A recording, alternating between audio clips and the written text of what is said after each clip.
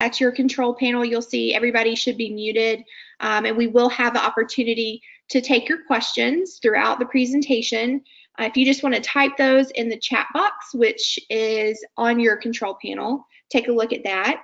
And you can just type questions either directly to me, or you can do reply all in the chat box so that we can share your questions with everybody that's participating today. Robert and Austin, who are our speakers today, will pause throughout their presentation to kind of break up some of that sometimes heavy recovery research information to take your questions and hopefully generate some discussion. We will be recording the conversation today. We, just like last semester, will upload this recording, the presentation, to TYR's YouTube channel, so you'll be able to share it with your coworkers, staff, students, or just rely on it for additional information. The presenters are also more than happy to follow up with you after they're done presenting. They've included their contact information at the end of the presentation and welcome your questions and follow-up. So we'll go ahead and get started. And again, if you have any questions, please feel free to type them in the chat box. So just a quick plug on the rest of our webinar conversations. Here is a brief blurb, and we put these out as much as possible. The next one's coming up September 6th, and that's going to be on recovery seminar sessions, which are really a great way to kind of hold your community accountable and also generate that cohesive community feel between your students. So join us for that one. The assistant director is going to be leading that conversation, Anna Trevina. She's a dear, dear friend of mine, and a lot of fun to work with.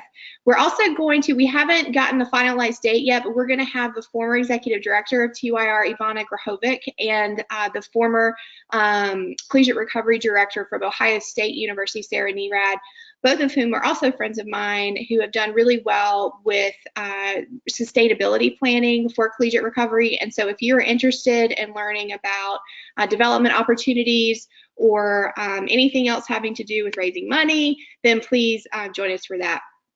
In November, we're going to have a really fun and dynamic conversation with some awesome ladies up in the Philadelphia area who are going to lead us in a recovery advocacy conversation, which is also going to be critical for your students. So if you want to invite them to that as well, that would be really helpful as far as how to speak about their own personal recovery and then also how to advocate for collegiate recovery in general. And then the last one for this semester is going to be the new president-elect from the Association of Recovery in Higher Education, Sierra. Sierra is one of my favorite collegiate recovery professionals, and she has done an amazing job collaborating with a variety of different resources in her community in Austin, Texas. So she's going to lead us in that discussion. All right, so for today, I know everybody is very excited to dive into today. I'm going to briefly introduce these two fellas and tell you just a second about them, and then I'm going to allow them to introduce themselves and also just kind of jump right into the conversation because we don't have the amount of time that we really need to talk about this really important topic. So Austin Brown is currently at Kennesaw State, and I'll let him tell you all about that. But before we get started with the professional stuff, I'll tell you I had the pleasure of working with Austin in a different capacity at Texas Tech when I was staff and he was a student there. And I think our first year both at Texas Tech, we were there together in my staff capacity and a student capacity. And I watched Austin grown a lot. And he also was a pretty big pillar for the students out there. I remember a lot of the students would rely on Austin for his leadership capability and, of course, his own personal recovery he's used to help other students. So not only is he a brilliant researcher and one to kind of watch up and coming here with publications and a lot of the metrics that he's developing, but also he completely gets recovery because he lives it every day. So Austin is, we're very, very lucky to have him join us today. And then his colleague, Robert Ashford, I've also known since he was a student. He is still a student, but now he's a doctoral student at University of Sciences. And I've also watched Robert grow up, so to speak, in public and turn into one of the nation's leading young people that is driving the recovery conversation now. That is so important. He's also a huge advocate for recovery rights, and we're also very lucky to have his brilliant input today as well. So I'm going to hush, and please feel free to type any questions in the chat, and I'll facilitate those with the speakers. But I'm going to turn over the conversation to Austin at this point. So Austin, I'm going to give you controls, I think, so that you can get on camera. Yeah, Is that all right? Yep. All right. Well, that was quite an introduction. I appreciate it. So let's get started here with a little bit about me. My main job here at Kennesaw State, we are going on our 11th year. My main job here is developing recovery science. And what that essentially means is that we've really sought to break off the study of recovery from the study of addiction, and that we study successful recovery trajectories as they occur out in the world. I generally take a phenomenological approach, and I look at successful recovery, and I ask myself, well, how did this come to be? And then I scientifically and systematically work backwards from there. I also leverage my own recovery experience reflexively. It's part of my social work training in the study of recovery. I'm pretty big on the subjective experiences of people in recovery. And I think that has a lot of value, and I think it's been missing for a long time. Good afternoon, everyone. My name is Robert Ashford. I probably know a lot of you, and I'm glad that you can join us today. Just briefly, so we can get into the real meat and potatoes of this. So as Kristen said, I'm currently a PhD student at the University of the Sciences, the Substance Use Disorders Institute, and also a graduate research assistant at the University of Pennsylvania Treatment Research Center inside the School of Medicine. Similar to Austin, I work full-time both as a recovery student, but also as a recovery research and scientist at those two schools. I focus on a lot of topics, but they all kind of congeal around this idea of recovery supports or recovery institutions, collegiate recovery programs, which we'll talk about a lot today, then also big data used to predict public health outcomes, and the like. And Austin, if you could go back a slide. Nope, my bad. Thanks. So my primary orientation as we talk today and the way that we look at this, or the way that I look at it, is guided by my social work education. And I'm really seeking to explore, analyze, and uplift individual and community-based strengths that naturally exist. So very oriented around the recovery-oriented systems of care and the like. I also leverage quite extensively my personal experience as a person in recovery, both to engage in community participatory research as often as possible, but also to bring that lived experience in the way that we interpret and discuss the results that we find within our work. And just from a methodological standpoint, I have a strong focus on mixed methods research, so both the qualitative and the quantitative statistics.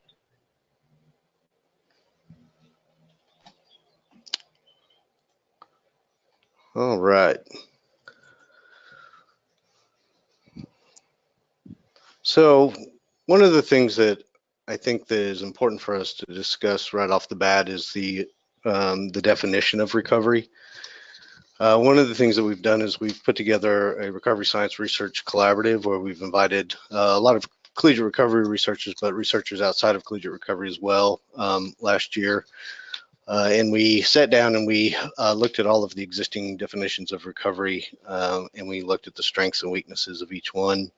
And we decided to come up with our own to operationalize for research purposes. You can see the Recovery Science Research Collaborative definition right there on your screen. I won't talk too much about this, although I think it's important to understand that defining these terms really delineates the future direction of these things.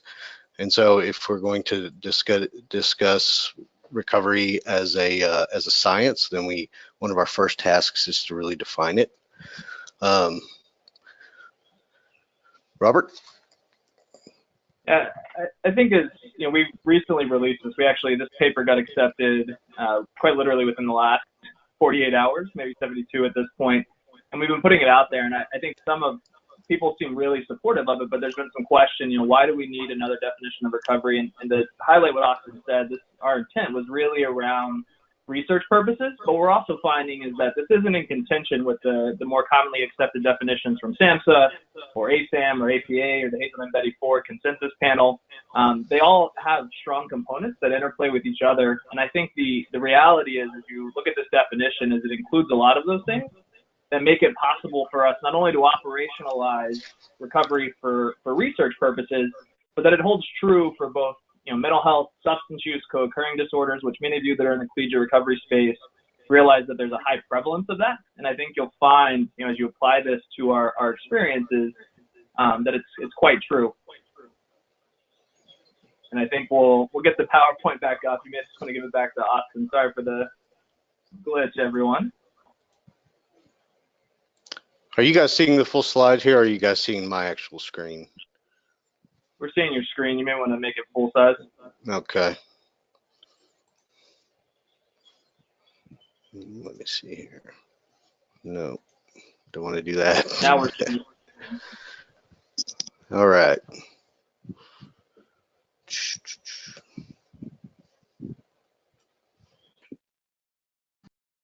While we work this out, Austin, just go ahead and I think we're good. Just click to I think it was the third or fourth slide that you guys were on. And I just want to make sure everybody understands where the chat box is on your control panel. Just look at the bottom there and you'll see the word chat, and you just hit the little arrow there if you want to throw something in there. Thanks so much. Thanks for bearing with us, guys. We're back in order. Yeah. So this is one of the things that we've come up with in recovery science, and particularly in collegiate recovery, is this idea that if we take what we know to be true about our experience and the experience of other people, that we can generally work backwards from that point to really settle a lot of the scientific questions around recovery. So one of the things we came up with was kind of this recovery-informed paradigm or recovery-informed theory, which really has two parts. It states that successful long-term recovery is self-evident and fundamentally an emancipatory process. The two parts of that, the first part of it allows us to resign from the debate about recovery as an outcome and trying to conceptualize and define what recovery is. So we just start with the assumption that long-term successful recovery exists, and our scientific obligation really is to work backwards from there. And that it's a fundamentally emancipatory process or set of processes where people move from states of pathological bondage to more increasingly free states of development. As you can see on this slide, we've leveraged it here at KSU for the various things that we do through our collegiate recovery program, such as science and research, programming and practice, and education and prevention. Robert? See, a big takeaway from here is y'all look at what this actually means. So those of you that have either heard us in Houston or have been engaged in this field, especially in the last 12 to 24 months, addiction as both a field of inquiry and a prominent fixation of this conversation as we talk about substance use, the opioid crisis. This changes that framework and paradigm where addiction is not always inclusive of recovery in terms of how we study it or how we talk about it. We can make recovery its own prominent focal point, and the organizational principle or bedrock of the paradigm that we approach this issue. So this isn't at odds with addiction or substance use as a primary line of inquiry or study or conversation. It's just lifting up to recovery to be at equal playing field with that we can talk, discuss, and research and practice from a place of recovery as the organizing principle rather than addiction as the primary pathology. And that's a big switch, and it lines up with Bill White's work and a lot of the previous paradigm shifts around recovery. It just lifts up the science to be at even playing field, which I think is an important consideration both for collegiate recovery and our field at large.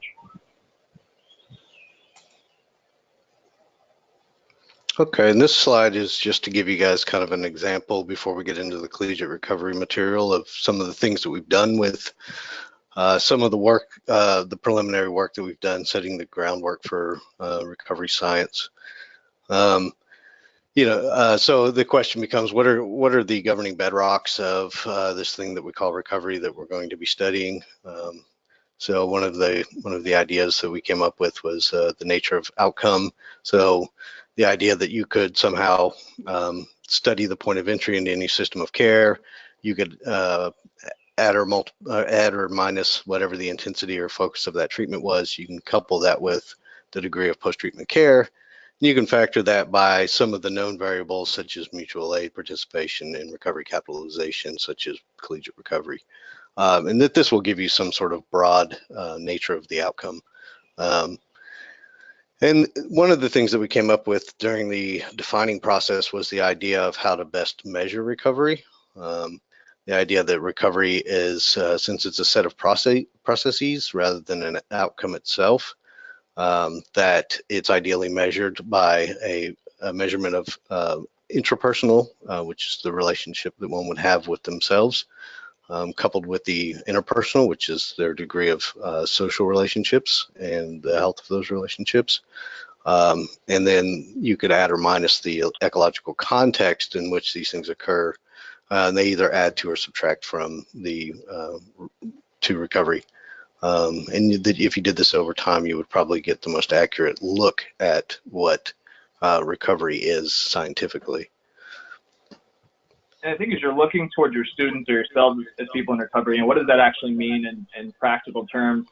And this idea that recovery in and of itself, whether it's a substance use binary, using substances that's not a good metric of success, but recovery measured as the internal relationship with you, whether that's stigma, self-stigma, the value, self-esteem, sense of purpose, along with your relationship to others, and that can be both friends, family, loved ones, the relationship to your community, all of these interpersonal relationships, plus or minus the communities and the situations and context in which you live over any length of time is a better measurement of the recovery phenomena, recovery processes that take place than simply a binary measure or any scaled measure that looks at only one of those components.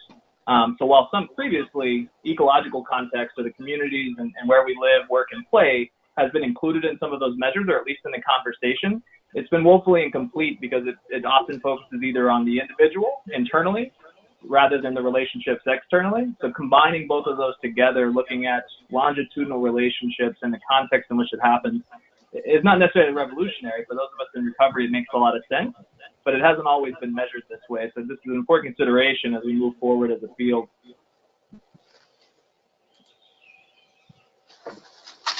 So what does this all mean? Bombarded you with quite a bit of new knowledge. So it really means that recovery, like Robert said, is best measured by relational growth over time. And I think that if we leverage our own recovery experiences, we find that to be true. For the purpose of recovery science, the use or non-use of a substance is as the chief determinant of success or failure is really insufficient for capturing what we are talking about when we talk about recovery. And that recovery capitalization and post-treatment supports play an essential role in stabilizing an individual's recovery. In fact, the body of work really focuses on, the body of known science on recovery really focuses on post-treatment supports, which is really interesting because I think that there's kind of this anecdotal discussion about, that recovery begins once you walk out of treatment and into the real world, and that's probably why we see so much research in that area. I think for point number 2 on here, that the use or non-use of a substance not being the chief determinant of success, I think it's important to note that that doesn't mean that it is not factored into the equation, especially for those that either need or desire or autonomously choose an abstinence pathway as part of their recovery. But that should enter into the equation of what recovery looks like, because it's problematic if our chief determinant of success is, did somebody have a recurrence of use or not? While that certainly should enter into the equation of what that person's recovery process or outcomes have looked like, somebody can have an experience, a recurrence of use, but still show amazing potential and growth relationally over a period of time. And that person's success should not be essentially null and void with the use of a substance at baseline. It should impact what that person needs, the interventions or the stabilization factors or recovery supports that are increased to allow that not to happen. But this idea that it's a chief determinant of success needs to be put to the wayside, but that doesn't mean it goes away. And I think that's an important consideration as we kind of transcend what we understand about addiction, about recovery, is that we're not throwing that to the side. We're just augmenting the role that it plays within the measurement of the process.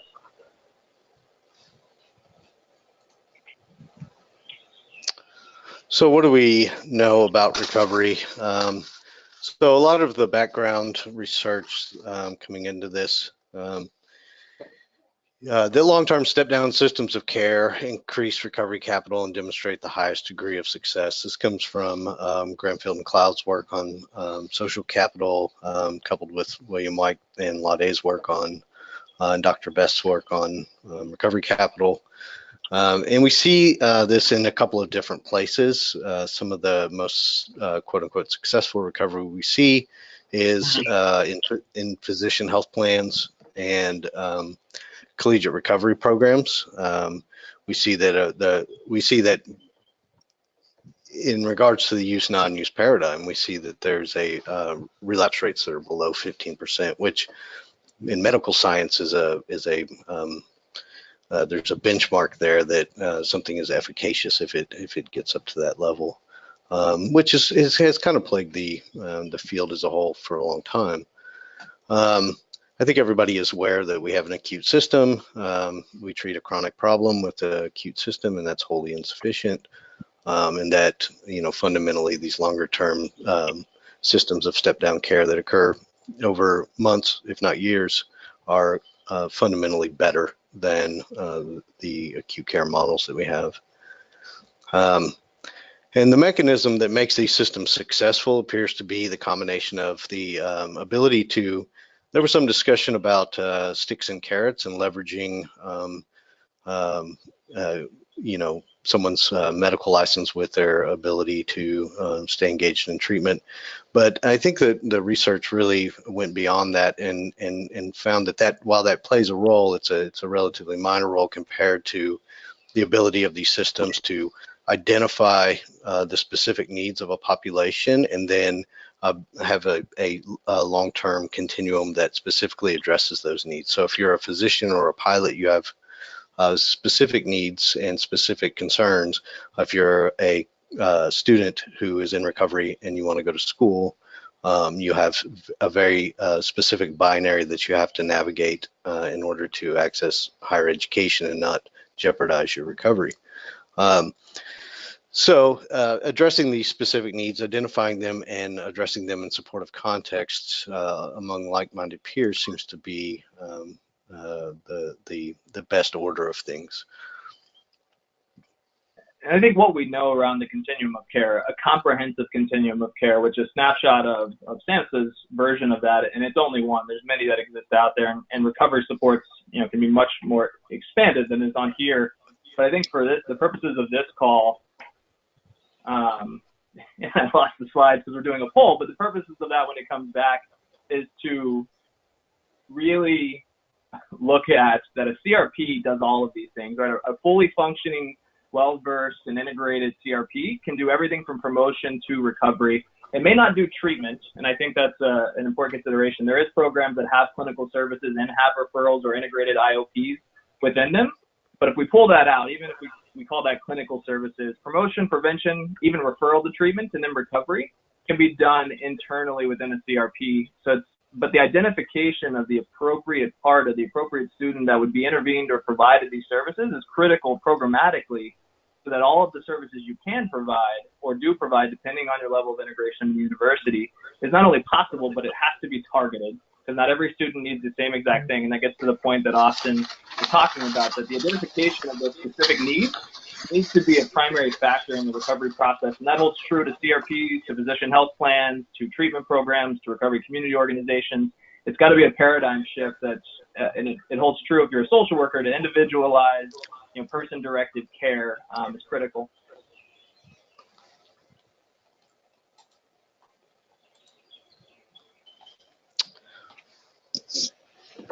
So recovery capital, let's give you kind of an idea of what this is probably one of the newer, more exciting areas of recovery science. The sum total of resources that one is able to amass in order to, as well as their internal traits, their wherewithal, for lack of a better term, and the environmental and social structures that are around them. When these things are amassed and brought to bear on particular problems, particularly substance use disorders,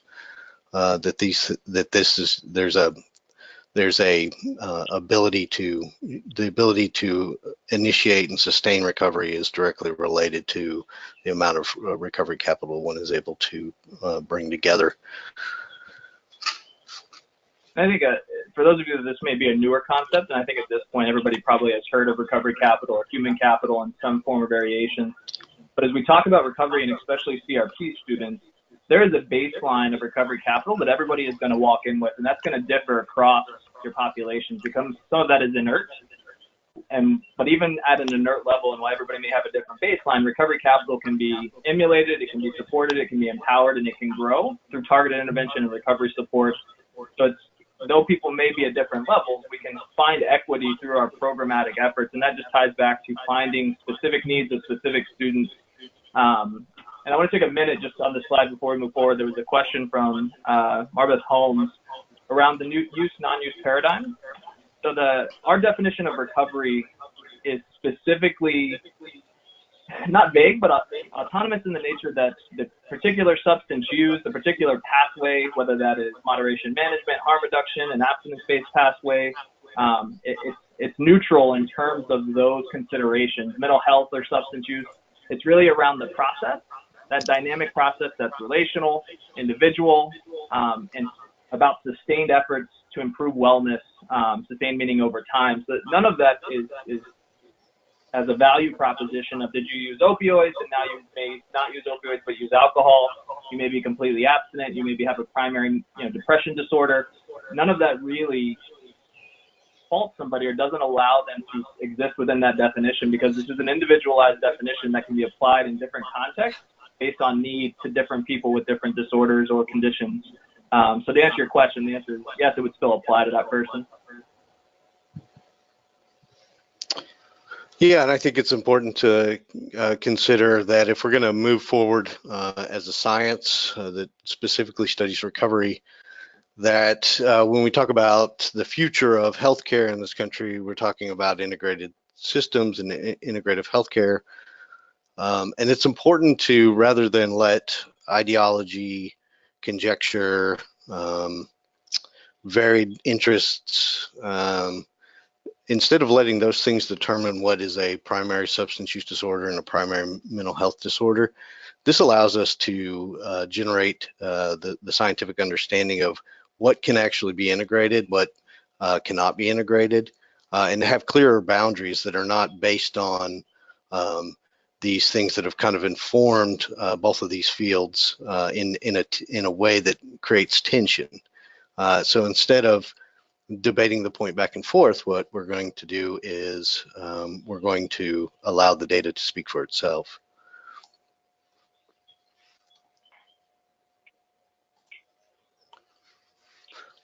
So now we're going to get into collegiate recovery. Robert, you want to start this one off? Sure. So a lot of what we've talked about so far has really been around a primer to set the stage. And recovery within CRPs is, while different in terms of its implementation, still contains those core elements of a recovery science or the boundaries of recovery, the definitional parameters of recovery, all apply to this population. And because recovery can be so individualized based both on needs, severity, and what interventions and supports are necessary, we can apply that to CRPs, specifically to the populations that we most often work with and that you most often work with.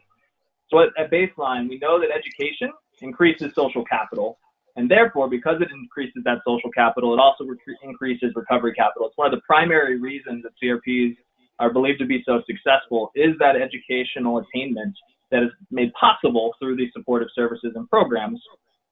What does that actually mean? It seems that education seems to stabilize their recovery through this mechanism of increasing recovery capital. So not only is educational, it's a buffer against substance use, mental health, but it's also an increase in recovery capital overall. So it mitigates risk at baseline, but it can also improve recovery processes over time through the use and attainment of education. If we look at CRP students, the majority of whom, and probably holds true for most historic or traditional programs and even programs that are just popping up today, the majority are and historically have been active 12-step participants, and they navigate their lives using principles that are orientated to that program, both in literature and practice. Some of those and most prominent include honesty and altruism, which are prominent fixture principles in those programs. And these make them fundamentally, at their core, better students, as these principles are transferable attributes. Honesty and altruism is not specific to beneficial attributes or principles within the recovery domain. Those are good attributes and principles in the life domain, just the general life experience. So having those ingrained within their identity, the way they practice and the way they live their lives, makes them fundamentally better students, both engaging in educational processes, but just also engaging in the higher education experience.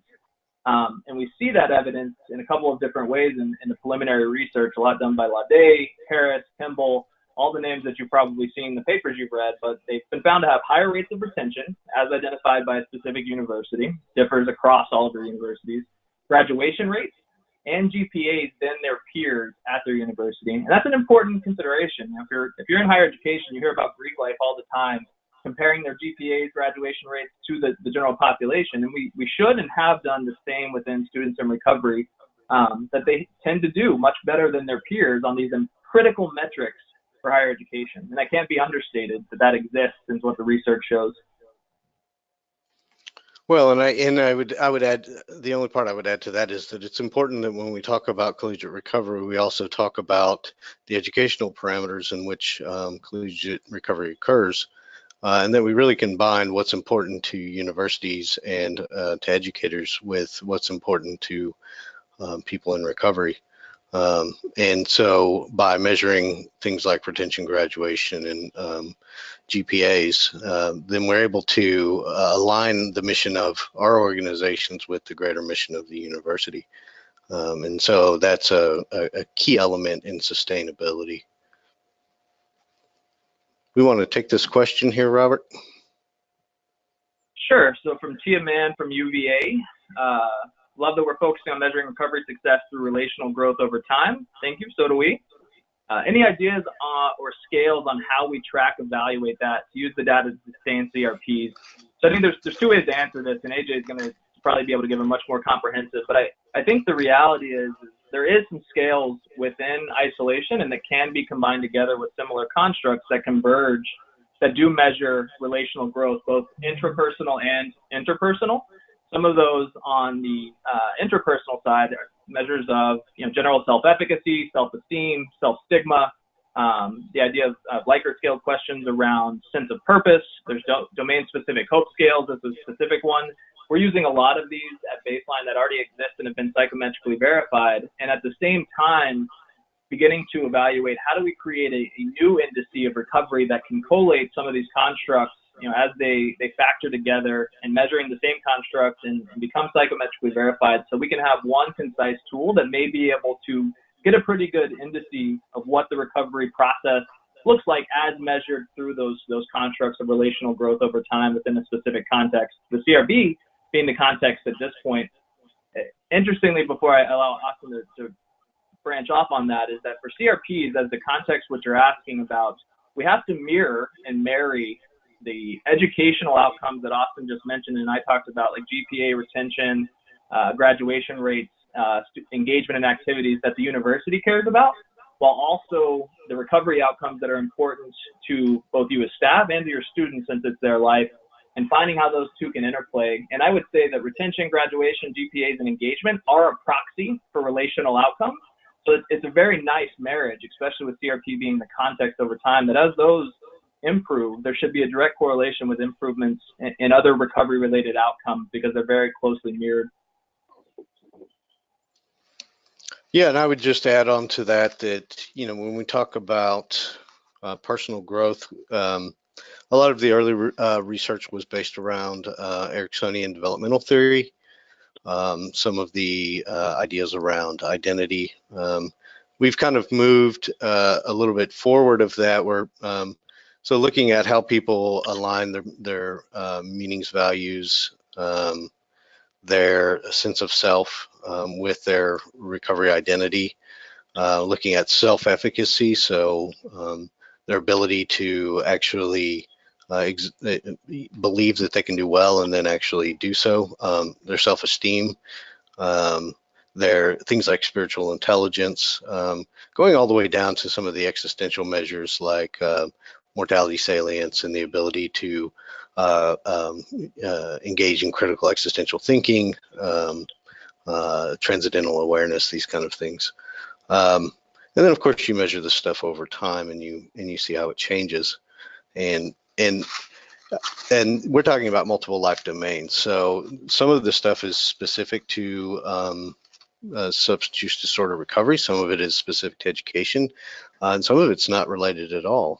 One of the recent studies I read looked at the major concerns of people that are entering into recovery, and many of them were not even related to substance use disorder specifically.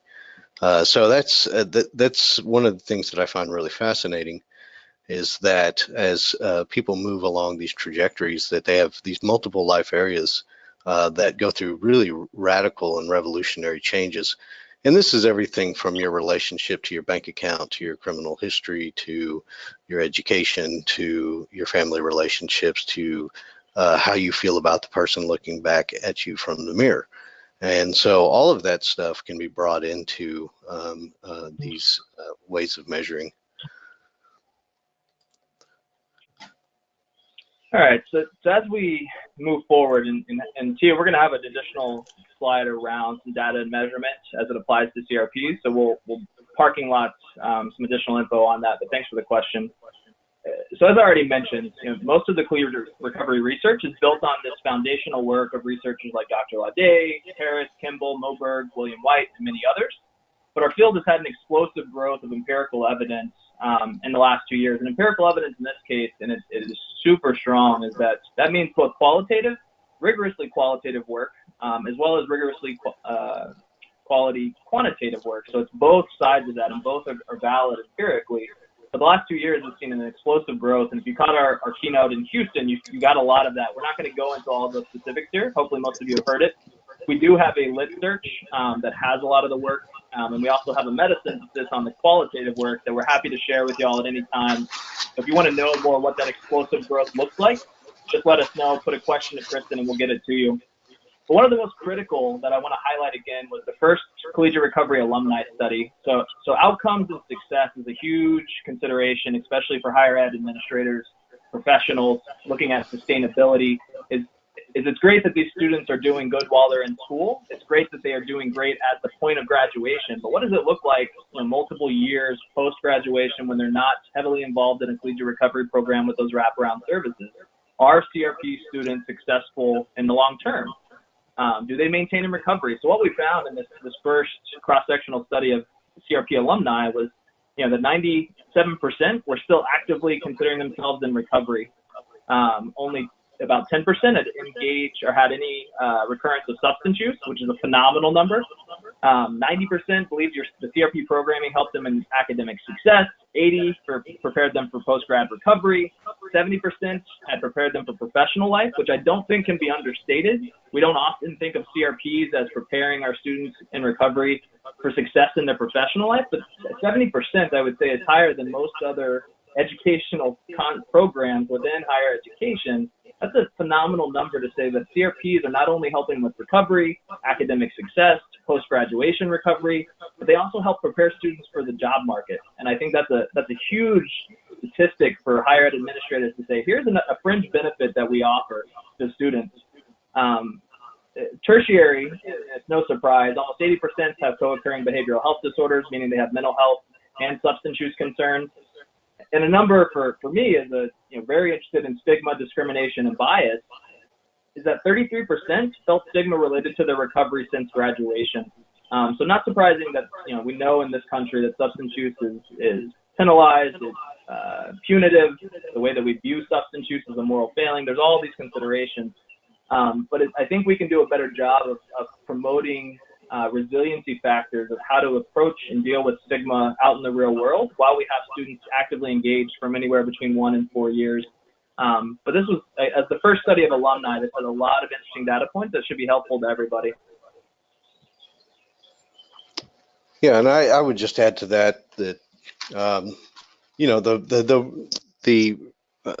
really hopeful part of this is the idea that the gains that people make in collegiate recovery may very well remain stable for the large majority of people. And if we think about it from a product standpoint, what is it that we're producing in collegiate recovery? And the idea is that we want to be able to produce mature, critically thinking adults that have the ability to go anywhere they want in the world to achieve their post-college dreams and be able to maintain their recovery supports, reinvent their recovery supports, no matter where they go, as well as engage in the market without having to compromise their own recovery as well.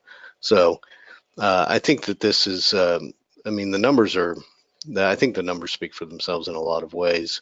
That 78.4%, that's one of the reasons why we have the definition of recovery that we do.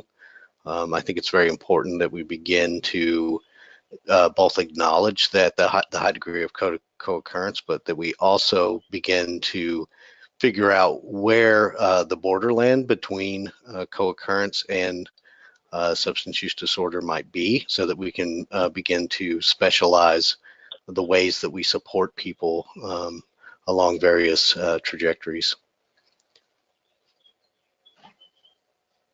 Do we want to take this question here?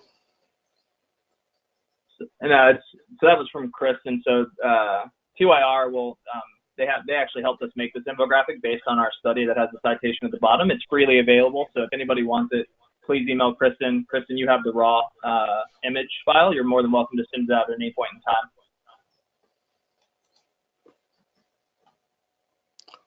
So another critical piece, and this is practical, right? So research is not just meant to be me and Austin and our research teams and all the partners we work with existing in the ivory towers in Philadelphia and Kennesaw, Georgia, but it should be practical. It should have direct translational and practical relevance to what CRPs and other practitioners are doing on the ground. So one of the studies that we undertook and published on was on the metasynthesis, which is really taking qualitative work, a lot of what's been published in CRPs, collating that all together, similar to a meta-analysis on the quantitative side, and looking at the commonalities and the qualitative themes that emerged over 2 decades of qualitative CRP-based research. And what we found is these 6 emerging themes that popped up again and again within CRP qualitative research. So the first of those was social connectivity. Sounds a lot like relations, if you remember that from our recovery definition. Recovery supports, peer, staff, and programmatic supports, drop-in recovery centers, internalized feelings that included things like stigma and discrimination, identity, shame, exclusion, the coping mechanisms of students in recovery, both the growth and the latent coping mechanisms or lack of coping mechanisms that exist, and then this idea of a conflict of a recovery status in college life, they can't coexist or converge, and that there was tension that arose from that.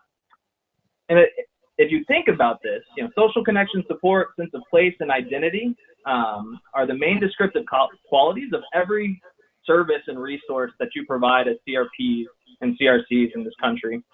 It's CRPs, meaning all y'all, and the services that you provide within this higher education setting create the foundation for successful navigation of these challenges like identity crises, or dealing with stigma and shame, exclusion, or a conflict of recovery status in a college experience.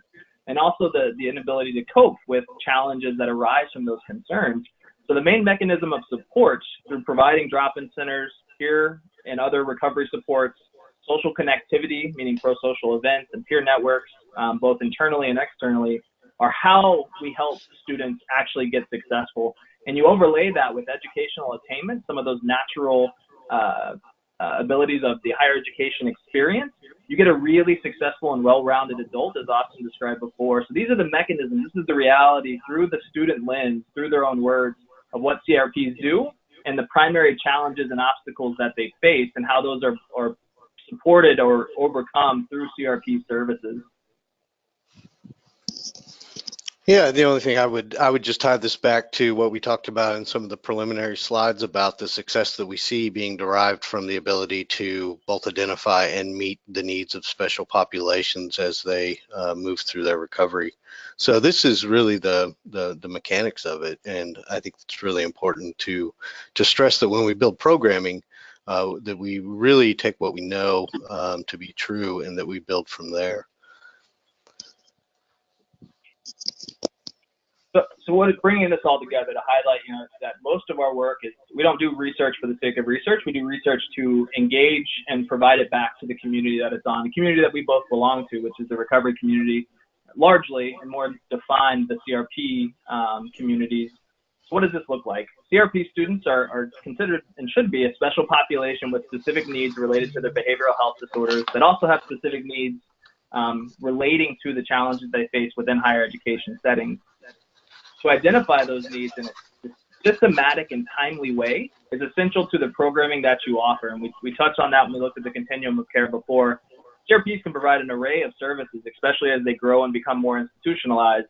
But targeting those services is essential to the ones that actually need it. To do that, you have to have a systematic and timely way to identify those needs that you're going to intervene and support. If we look at CRP students, they have to navigate the conflict between this seemingly recovery-oriented lifestyle, whether that's abstinence-based or otherwise, and this dominant narrative of the collegiate or the college party life, and that includes things like identity conflict, navigation, and resolution. I still think even in 2018, that we've been, Bill White has been saying that college is a recovery hostile or abstinence hostile environment. That largely hasn't changed. That lifestyle, that experience is largely the dominant social zeitgeist within higher education, at least in this country, and I would say elsewhere in the world too. So we still have a lot of work to do in terms of social norming and creating normative experiences. And until we do, then CRP students still have to navigate those conflicts.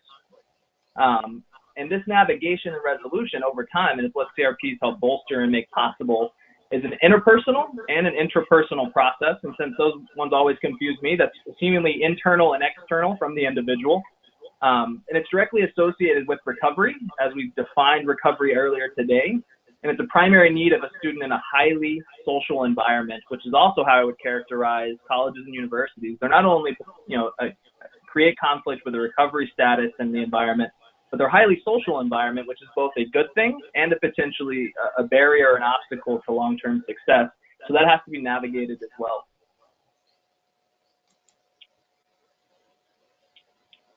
So CRPs can support students in many ways, as you all know, but the most effective CRB programming to date, and this has been replicated again and again and again, and should come as no surprise, is that fostering a peer supportive community context, both on and off campus, and in, whether that's digital, in person, external in your community, that's the primary supportive way from the student focal point. And it also seems to be the one that bolsters or improves outcomes most, is that peer supportive community context. Additional or ancillary services that are also critical is that scholarships, advising, computer and printer access, study space, even a simple coffee machine, because we all love our caffeine, can't give that one up. But you don't need to necessarily have all of those things. And I think that's critical, especially for smaller colleges and universities, whether you're at a small liberal arts college or a primary teaching institution versus an R1 research institution, is that you don't have to have all of these things to be supportive and benefiting your students, especially if you can provide that most beneficial one, which is the peer supportive community context, which is very easy to do. Identifying the needs of your students to do all of these things should be done using some form of metric and demographic history. Typically, this is combined with your CRP application if you have one. If you don't, you need to implement some form of metric and demographic history so that you have a better understanding not only of who your students are, which is good for higher education in general, but also to identify those needs, because as you remember, that's the critical component to be able to understand and identify what interventions and services and resources somebody really needs.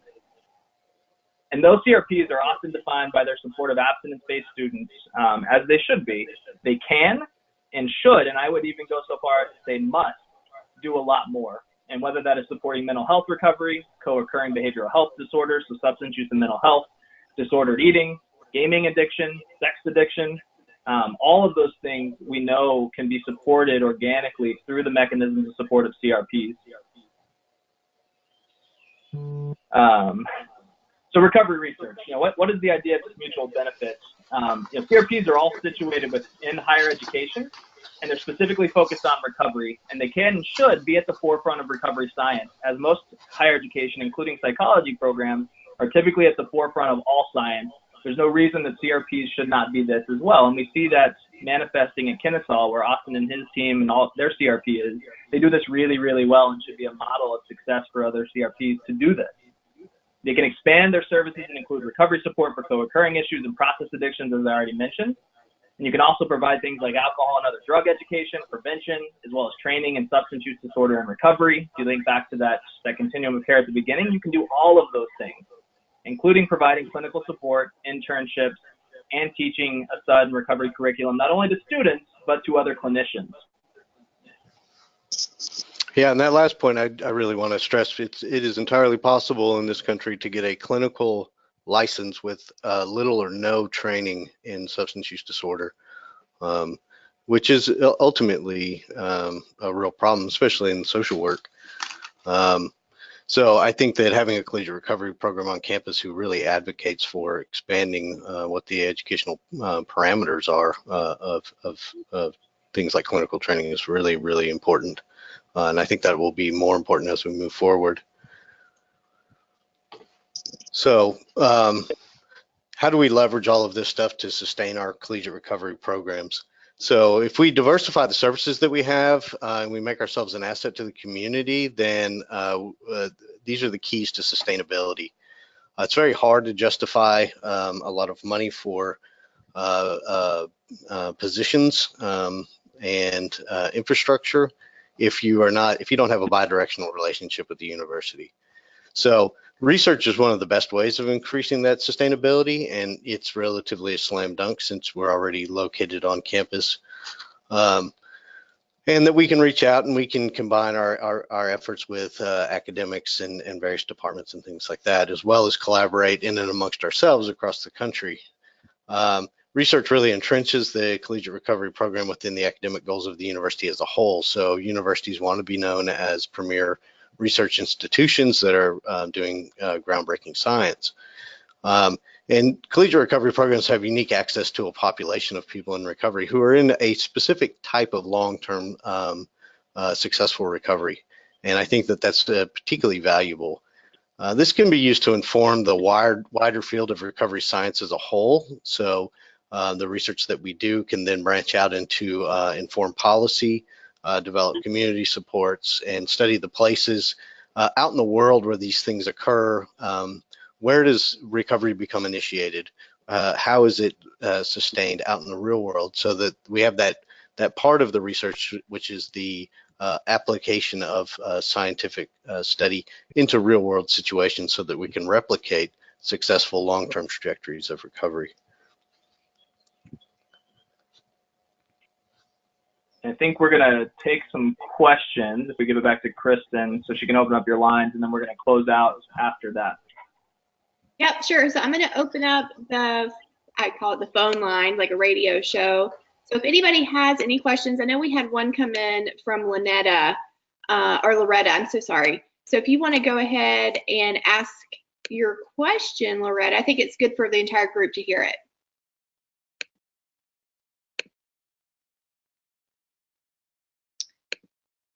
I believe I've unmuted you, but you may want to check and see if your phone is still muted, Loretta. There you go. Yeah, I just saw it, and then I saw this one, and I was like, oh. What is it? Yeah, it's Okay. All right. right, so does anybody have any questions? If you want to just raise your hand.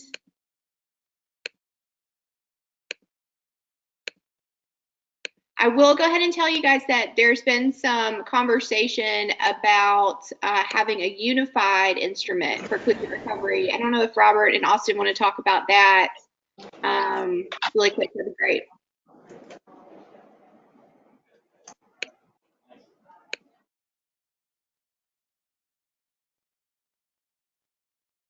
Well, these systems always messes up. Oh gosh. Is this Loretta? Nope, I think that was okay. Sorry.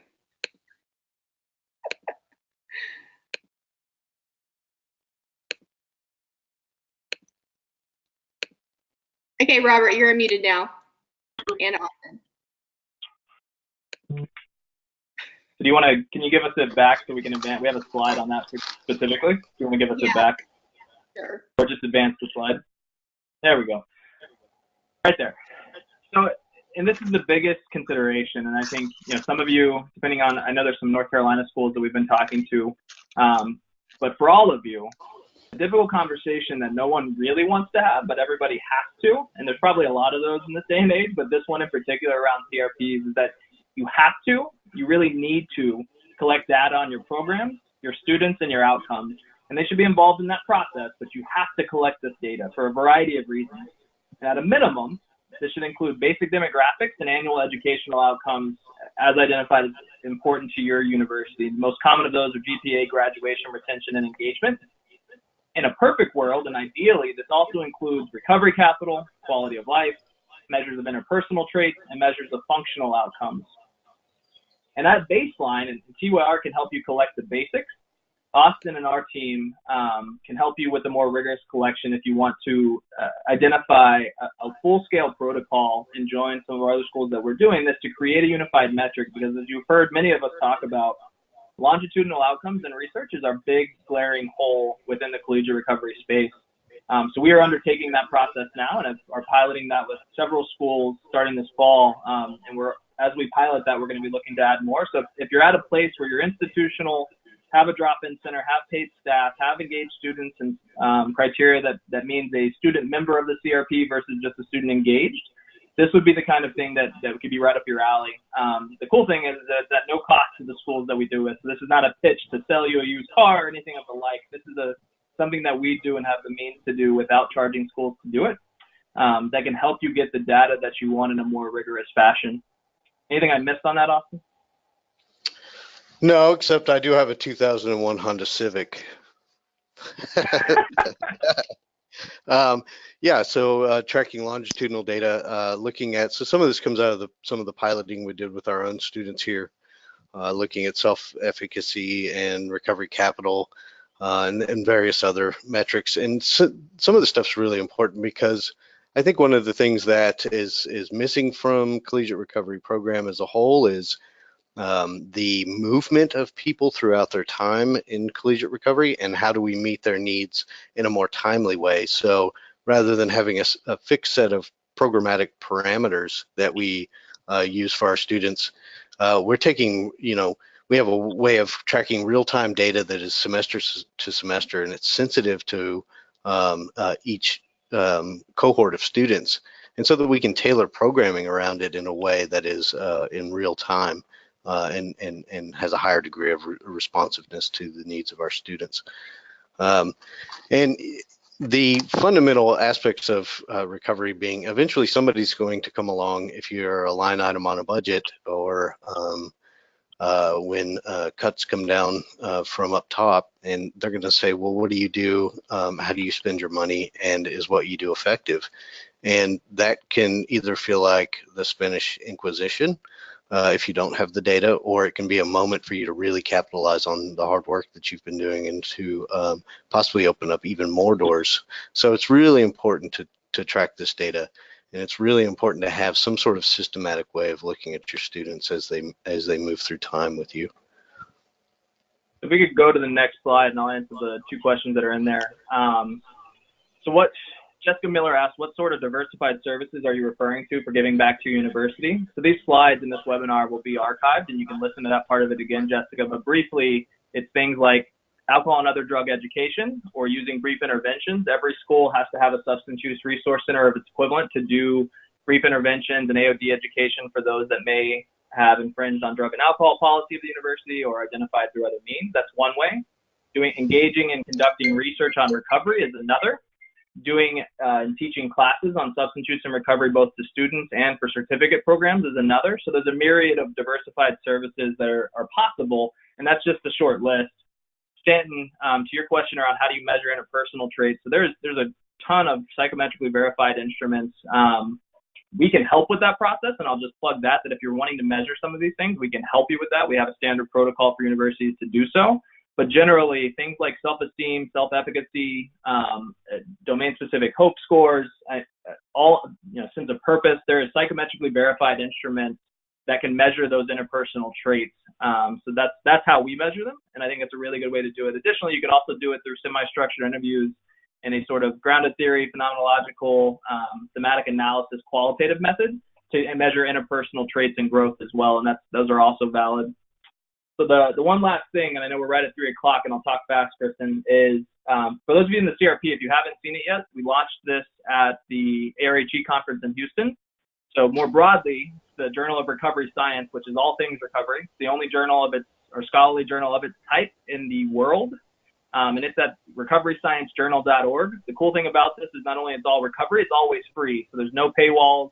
There's the recovery community that this research is about will always be able to freely access it. And we also, one of the first articles that we launched this with was the 1988 to 2017 lit review of collegiate recovery students and programs, which is a direct application to all of you. And that's free, and you can access it right on the website in issue 1. I will selfishly plug that Kristen, Austin, and myself are all on the editorial board, and I want to thank them for their service. And I think that is it on this one.